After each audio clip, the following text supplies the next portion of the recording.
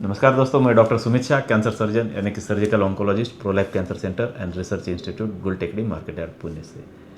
आमतौर पे rectal cancer जब किसी को होता है तो पेशेंट बहुत कंफ्यूज रहता है, क्योंकि कोई उससे सर्जरी करने को बोलता है, कोई उससे कीमोथेरेपी देने को बोलता है, या कोई डॉक्टर उसे कीमोथेरेपी और रेडिएशन करने को बोलता है।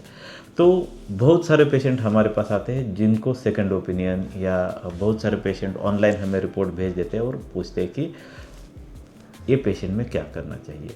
तो इस वीडियो में हम जानकारी लेंगे कि रेक्टल कैंसर का ट्रीटमेंट प्लानिंग कैसे किया जाता है।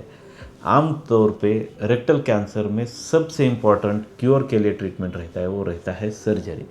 परंतु आजकल सिर्फ सर्जरी करके ही ये बीमारी पूरा क्योर नहीं होती है।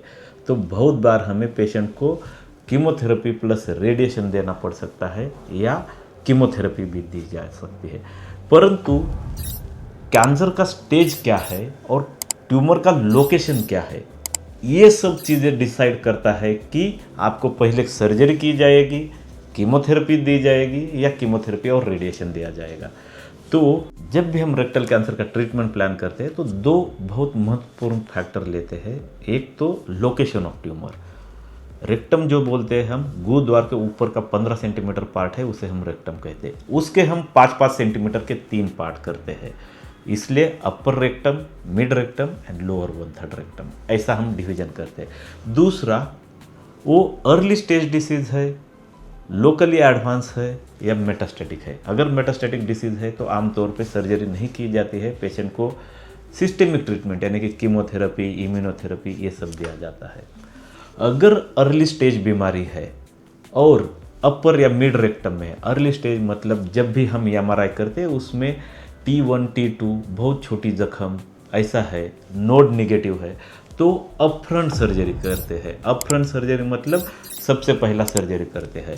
अगर स्टेज 1, स्टेज 2 की बीमारी है और अपर रेक्टम, मिड रेक्टम है, तो सर्जरी के बाद पेशेंट को ना ही कीमोथेरेपी लगती है, ना ही रेडिएशन लगता है, ना कंबाइन कीमोथेरेपी या रेडिएशन लगता है। अभी हम आते हैं locally advance rectal cancer. Locally advance rectal cancer क्या है? तो अगर ट्यूमर का साइज बहुत बड़ा है, 6-7 सेंटीमीटर की जख्म है। दूसरा, वो रेक्टल कैंसर के वॉल से बाहर निकल के रेक्टल कैंसर के साइड में जो फैट है उसमें पूरा गया है। तीसरा, रेक्टल कैंसर के साइड की जो चर्बी है, फैट है, उसके लिम्फ नोड में इन्वॉल्व हुआ है, या एक्स्ट्रामुरल लिम्फोवैस्कुलर वेनस इन्वेजन है। ऐसी सिचुएशन है तो इसे हम लोकली एडवांस रेक्टल कैंसर कहते हैं। ऐसी सिचुएशन में पेशेंट को हम पहले कीमोथेरेपी देते हैं, फिर कीमोथेरेपी प्लस रेडिएशन देते हैं, फिर बचे हुए कीमोथेरेपी देते हैं। ये सब ट्रीटमेंट खत्म होने के बाद पेशेंट का सर्जरी प्लान किया जाता है। इसे हम टोटल न्यूअडजुवेंट थेरेपी कहते हैं, और उसके बाद सर्जरी किया जाता है। अभी आता है, बहुत सारे पेशेंट ऐसे रहते हैं कि इतना एडवांस डिसीज उनका नहीं रहता है, सिर्फ 1-2 नोड पॉजिटिव रहते हैं या T4 लीजन रहता है, परंतु स्पिंक्टर के नज़दीक रहता है, यानी कि हमें जो लोअर मार्जिन रिसेक्शन की चाहिए रहती है वो शायद पॉसिबल नहीं रहती है। ऐसे पेशेंट में हम कीमोथेरेपी प्लस रेडिएशन देते हैं। अभी रेडिएशन के भी 2 प्रकार रहते हैं, एक शॉर्ट कोर्स रेडिएशन और एक लॉन्ग कोर्स रेडिएशन।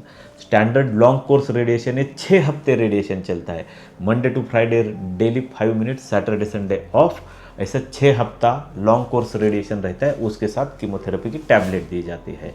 आमतौर पे लोकली एडवांस डिसीज़ है और स्पिंक्टर थ्रेटन्ड है, मतलब हम गुरुद्वार बचाने में डाउटफुल है सर्जरी करते टाइम, तो ऐसी सिचुएशन में हम लॉन्ग कोर्स कीमो रेडिएशन देके पेशेंट को पहले गुरुद्वार बचाते हैं, ट्यूमर श्रिंक करते हैं और फिर सर्जरी करते हैं। अगर यही लोकली एडवांस डिसीज़ है परंतु वो अपर और मिड रेक्टम में है, जिसमें स्पिंक्टर थ्रेटन नहीं है, सिर्फ सर्कमफरेंशियल रिसेक्शन मार्जिन थ्रेटन लग रही है, तो सिर्फ 1 हफ्ता रेडिएशन दिया जाता है और पेशेंट को डायरेक्टली सर्जरी को लिया जाता है।